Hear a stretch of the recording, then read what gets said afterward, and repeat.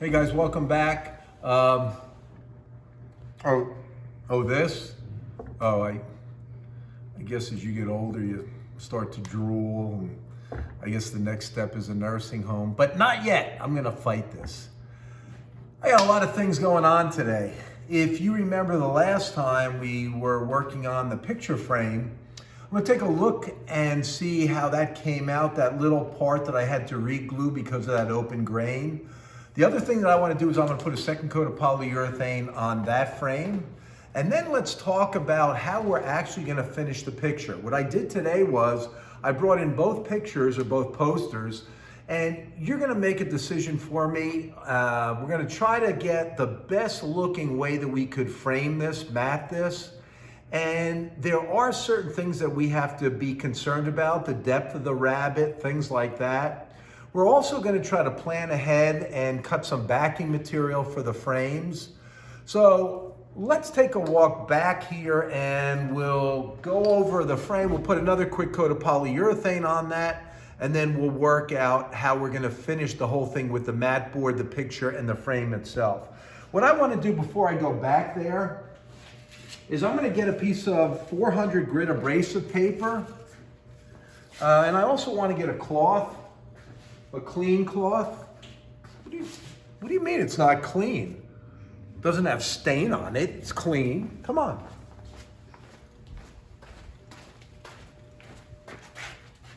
The last time you were here, I polyurethane this. And if you noticed, when I put it on for the first time, there was a huge color change. If I look at it now and I touch it and I feel it, it just feels awful. And there's a couple of reasons for that. I blew off the dust on this frame, but dust is in the shop. It's ambient, it's all around. The other thing is, every time you put anything on that frame, on a piece of wood that's been sanded, when you sand it, you compress the fibers and you make them super smooth. The dust goes into the pores and it makes it feel even smoother. So when I put polyurethane on this project, I actually raised the grain up. So what I'm feeling is something that feels awful. It feels terrible. It doesn't feel smooth. That's true with any project you're going to ever work on. So what I want to do is I want to actually sand this down. And you're going, oh my goodness, no more sanding. But with that piece of 400 grit, I'm doing something called scuff sanding. Scuff sanding is hugely important because it's going to make each coat feel progressively smoother. What I'm going to do is totally different than what you saw me work in the vise with. I was sanding my tail off. I was sweating. I wasn't drooling. I was just sweating. But what I was doing was sanding the daylights out of this project. Now, 400 grit, all I'm going to do is this. Super lightly, I'm going to go across that outside surface, this edge, and this inside surface. So now when I feel this, it feels totally different. And you say, how could that possibly be? Because that abrasive is taking off those raised parts of the grain. And it allows it to feel smooth again. I'm going to do the same thing to the outside surface here, the outside edge, the inside surface. When I do this, I'm just doing it enough until it feels smooth. Believe it or not, I had done all of this before, but every time I just super lightly touch this, it feels a little bit smoother than it did before. The other thing that I notice is that when I tell people that they have to work really hard, they don't. If I say to you, you got to sand the daylights out of that with 80 grit, 120 grit, 220 grit, what they're doing is the scuff sanding motion. I want it to be done now. The converse is true when I tell them to scuff sand. I can't tell you how many people will scuff sand this until they take all the polyurethane off that they just put on. The idea is not, and we'll go over to the board. I'll show you a little description that my woodshop teacher showed me that always made sense to me. Before I go back over there, I'm going to do the same thing that I did in my last video and put a quick coat of polyurethane on. I'll put my glasses on, touch the brush to the inside, and again, if you remember, I grabbed it and I did the long section first. I touch it to the inside surface of the can.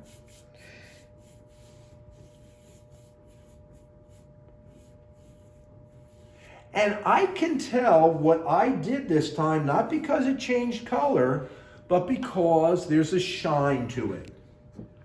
So that's how you're gonna see, did I do it, did I not do it? Remember when I scuff sand that finish down the last time, it dulled it up a bit. So I do this, I always like to take the brush, go along the grain as my final pass. It takes out any streaks. And again, the most important part of this entire process is you're putting on a thin coat, no drips. After I've done this third leg, did that one, this one, this one, what I will often do is take the brush, because there's polyurethane that gathers up in this, just kind of break the brush on a sharp edge. It'll take off the excess polyurethane, so you don't have to dip it in a million times. But if you just break it on a sharp edge like that, you get a little bit more polyurethane. It's less you waste, and it's a way of cleaning your brush. I'm on that last leg, so the same thing is going to be true. I'll do this inside surface.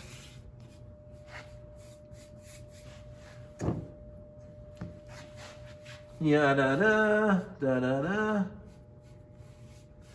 And the last time I did this, when we went off video, cameraman said to me, hey, you got some drips there. There's a spot that you missed. Perhaps I am drooling. I'm going to take the brush, quickly clean it by breaking it on the edge, that sharp edge of the can, before I go to wash this off. And by the way, people say to me all the time, I'm going to wait until that dries because I'll put another coat on with this brush. What do you think is happening to the brush when the polyurethane on this frame dries? Well, it's drying on the brush as well. So you just got to remember to go back and clean the brush off. That's really, really important. So I'm going to leave this here because I got a lot more stuff to do, and I'll come back hopefully in about 15 or 20 minutes to clean out my brush, and maybe it hasn't hardened up. Let's take a walk over here and let's look at my picture. Here's the frame that I had. This is the second frame. I didn't get a chance to sand this yet, but there's several things I want to talk to you about with this. This is going to hold a framed, matted, glassed picture. So I have to start to think of how deep this rabbit is that I put in here. And the reason why I ask you about that is because that rabbit right now looks to be about a ½ inch. A piece of glass that I put on this is probably going to be about 1/8 of an inch, maybe a little bit less if it's window glass. So I have to allow for almost 1/8 of an inch for that. And the other thing I have to allow for is the picture. The picture is nominal because it's just simply a piece of paper. But the thing that I do have to be concerned about is the mat board. The mat board is 1/8 of an inch, and if you've never matted a picture, we're going to take a look at some mat board and see what it looks like. Follow me over here. Here is my picture. The Pike Place Market in lovely Seattle. 40 years ago, I went to Seattle and it was lovely. Now I go to Seattle and there's 1 billion people there, so it's not so lovely because you know how people ruin things. But if you look at this, these were 2 posters that my kids took a look at and they really liked. And I said, yeah, I'll frame those up. But of course, you got to shoot the video. So cameraman, my daughter, is framing me and this picture. Let's take a look at this. What is mat board? Mat board happens to be material that looks like this. You could pick it up in an arts and crafts supply store. The thickness of this, I always say it's 1/8 of an inch. It's probably 3/32 of an inch. But it's definitely a thickness that I have to be concerned about, because the more mats that I have to put in addition to the glass, the picture, and a backing board on that frame, I have to think about. I made a scrap cut out of 2 corners of mat board. And when I did that, it's going to give me an opportunity to look at what color of these do I like. The only colors that I have are the black, and I could also use the white side. So I'm kind of down to those 2 choices, but maybe I have another choice. We'll take a look at that in a second. There was an old craft or art supply store called Pearl Paint in Woodbridge Center. Years ago, they would have probably 200 styles of mats, 200 colors of mats. And what they did was, on each area of a table where you could spread your frame out and lay everything out, what they did was they took corners of mat board, and they took these in every single color, and they had the corners. So you could take a look at the mat board, put your frame down or your picture down, and match up, do I like this color or do I like this color better? These posters had to have been done by the same person, because when you look at it, the colors are very similar to these, to each one. The other thing is, obviously, it's the scene of Pike Place Market, but even the background colors, if you look, there's this muted green, and I see a muted green in here. You don't need to be an art person to look at something and go, I really like it, or I don't like it. I think because these are similar, it's the reason I decided to make my frames out of cherry. But I could actually have gone with poplar, because poplar has that green hue to it. And if you look at the green hues that appear in both of these, a green poplar frame, this color, would have worked nicely with the street area or even the up top area of this frame, poster. There's green in the lamppost. I decided to go with cherry because if you look over here, you have the orangey kind of colors down at the street level and also over here. So I always think that if I look back at something in 20 years and I made something out of poplar, that's okay. But if I made something out of cherry, you go, wow, he made out of cherry. That looks really nice and classy. That's why I kind of decided to go with the cherry. But let's talk about how I want to mat these. I'm going to take one of these, move this out, because again, the colors are very similar. And let's have you guys look at this. I'll put my glasses on so I could see this a little bit better. I tried to do what they did at Pearl. I cut a corner out that's black. I cut a corner out that's white. And I'm going to take this, I'm going to lay this on top of my picture, my poster, and I'm going to get a look at that. That's about the width that I have it. My mat board is only about 1.25 inches wide. So if I look at that white and I kind of contrast it to my picture, and then if I were to put my frame around it, I kind of get an idea of what that looks like. So if you look at the corner of that, let's see if we can make this a little bit nicer. That's kind of what I'm going to see when I mat the whole picture. So it kind of looks like that. What would it look like if I used the black mat board? Well, I'll come over here, I'll place this over here, and what do you think of that?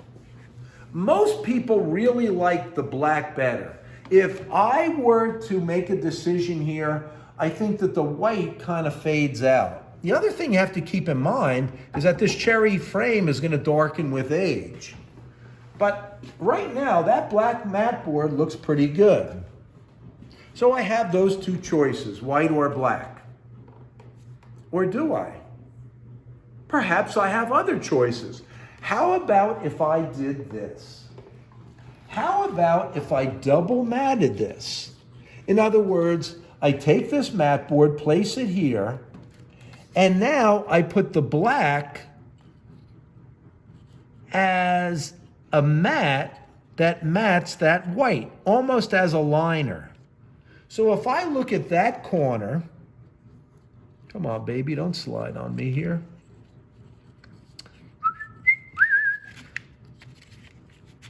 It's the pressure. It's the pressure of shooting these. Oh, yes. And again, he's trying to do this in one take.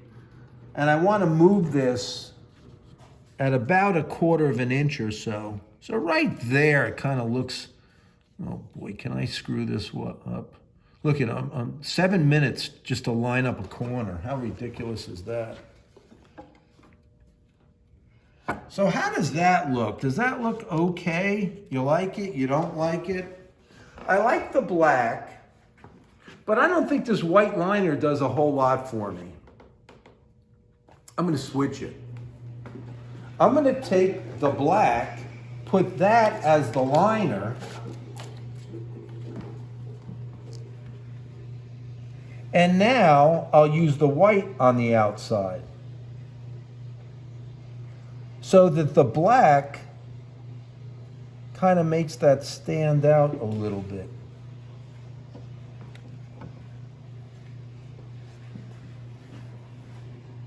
What are your thoughts on that? Whoa, a thumbs up. I like that. And the thing that I like about it is that the cherry, again, is going to darken with age, so you're going to have the white there.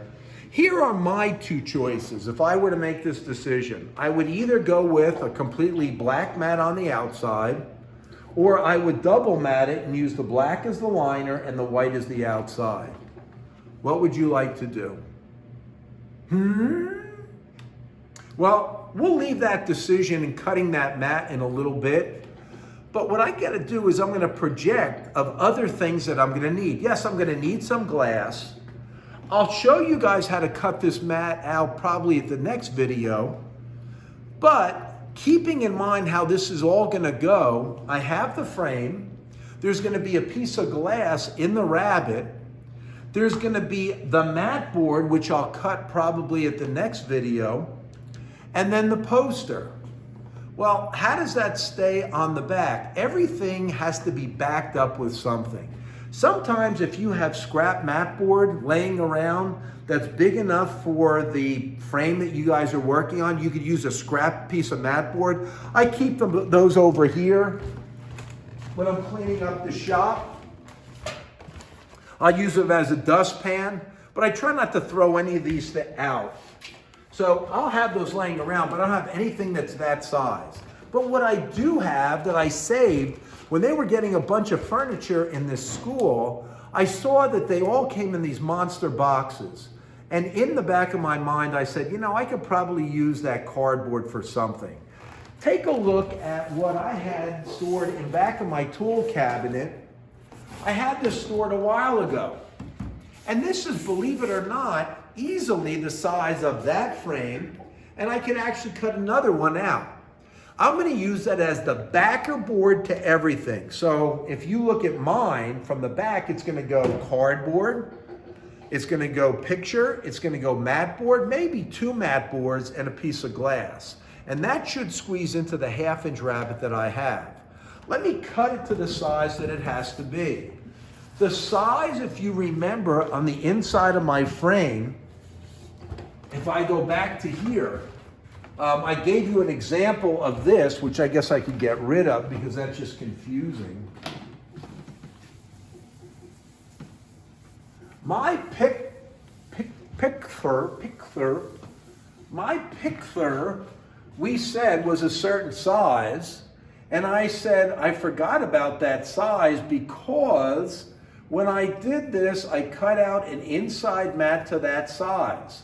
And then I took the measurement from the outside, which gave me my measurements from outside to outside, or we said mine is 19 by 24.5. That's the size of the frame that I made. And that's the size of the mat board that I'm going to cut. The backer board has to go in here as well, the same size, 19 by 24.5. What you can do is you can take a utility knife, if you happen to have a piece of scrap mat board or a piece of cardboard, and cut this thing to 19 by 24.5. Let me just double check because I don't want to make a mistake. I can cut this to 19 by 24. I could, but it's kind of a pain. What would cut straight, accurately, and quickly to 19 by 24? I'm in a wood shop. Let's go over to the table saw.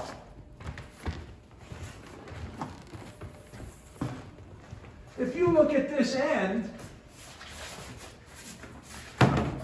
looks fairly straight. And when I cut this, I cut it with a utility knife. What I'm going to do is I'm going to set the fence on the table saw to 19 inches, and I'm going to rip two pieces off of this 19 inches. Like I said, you could use a utility knife, but I notice people have an issue with that. And I think I probably would too, because it's such a big size. I put my 2 pair of glasses on just to make sure that I don't screw this up. I'll raise the blade up, and I'm going to cut this like I cut a piece of plywood. I don't think I need 2 pair of glasses on. Boy, I hope this works.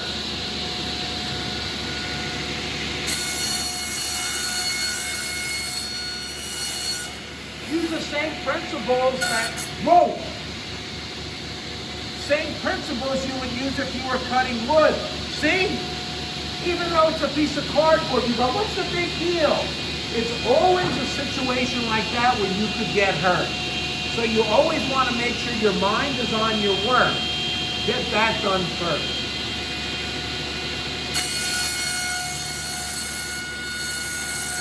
I'm not going to touch that piece.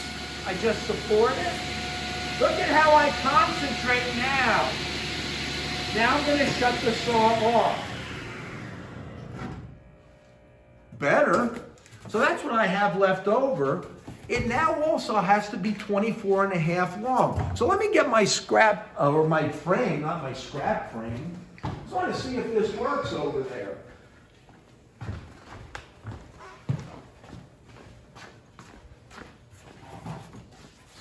I'm just going to take this, place this in here.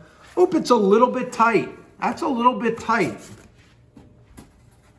It fits a little bit better there, but I have a little bit of play on this. So what I'm going to do is I'm just going to move the fence in a hair and take off a little bit more because I don't want it to fit super tight. Remember, that rabbit is about 1/4 inch wide on both sides, so I have up to 1/2 inch of play.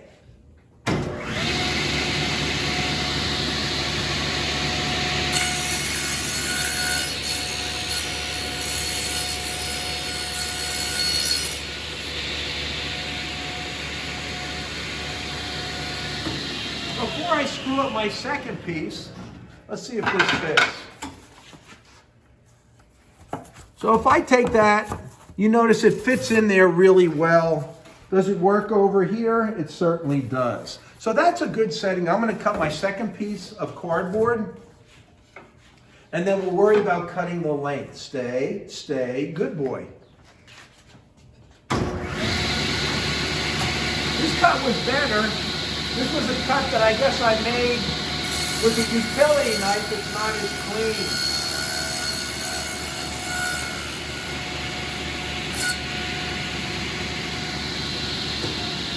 And we'll check to see if this fits in the rabbit as well. Fits in there well. Fits in there well. The next thing I'm going to do is I'm going to cut this piece to 24.5. 24.5. If I'm cutting it on the table saw, I want to make sure that I take as square an end as possible and put that up against the fence.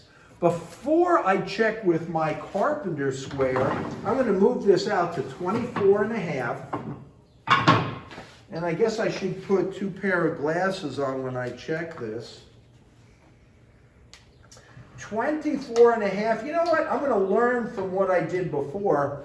I'm going to make it about 1/16 of an inch less. I'm going to make it 23 15/16. Let me get my carpenter square. And let's just check which is the truer end.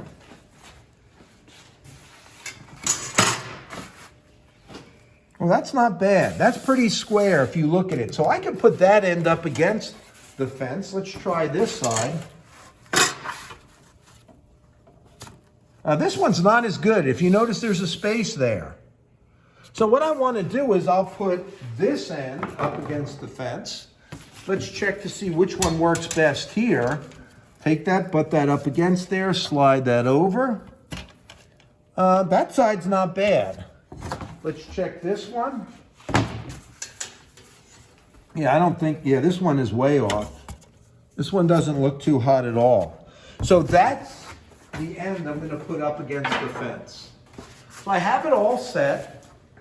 I set it to 24 and a half, and I'm just going to cross cut these two pieces of cardboard as if it were a piece of plywood.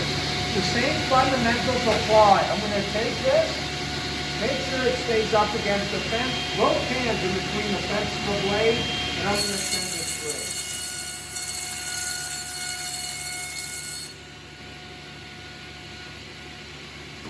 I'll check it before I cut my second piece.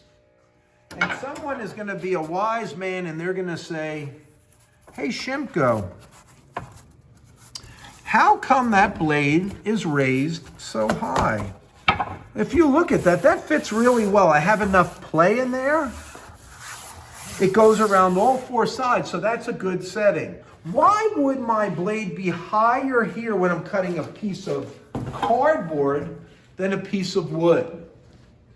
This plywood, if you notice, this cardboard, if you notice, has some give to it.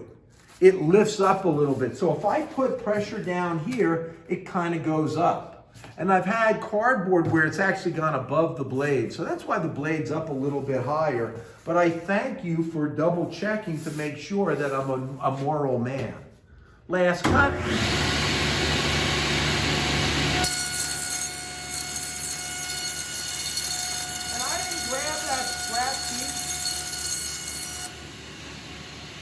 Here's my piece. I'm going to double check this to see if it fits in here as well.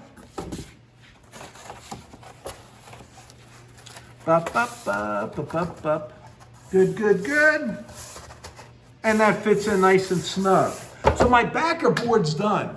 The next time when you join me, we're going to go over there and we're going to cut our mat board. We're going to figure out the size it has to be, and we'll cut that to the exact size it's going to be if we're going to double mat it or single mat it. Here's the other thing. When we were over there polyurethaning my frame and allowing my brush to dry rock hard, I asked you I gave you a little tip on how to make a finish smoother. The question in this video is, what do you have to do between coats of polyurethane to make that finish super smooth? And I say to you, it is scuff sand. You got a second? Let's go to the chalkboard, because I wanted to mention this to you before. Mr. Young, my shop teacher at Linden, drew this on the board. I never forgot it. He said, you take a piece of wood, put it under a microscope, it looks like this.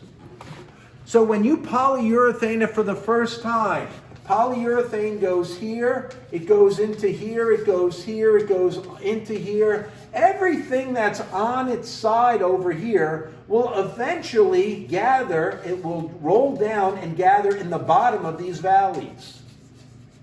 So after the first coat, I'm feeling this, this, this, and this. It feels rough. So then I take my abrasive paper, my 400, I scuff sand it so now it looks like that again. I put a second coat on. Some goes here, some goes here, some goes here, some goes here, some goes here, some goes here, some goes there. When I rub my hand across it for the second time, I noticed that there's less of a difference. It doesn't feel as bad. So you scuff sand it, and I put it on a third time. Some goes here, some goes here, some goes here, some goes here. So that finish evens out and it fills in the valleys, those crevices or the pores of the wood, and that's how you build up coats. So the answer to the question, you scuff sand between coats because you want it to feel smoother, and that's essential for every single finish that you ever put on. Any questions, email me, and we'll do some matting the next time. You guys have a great day.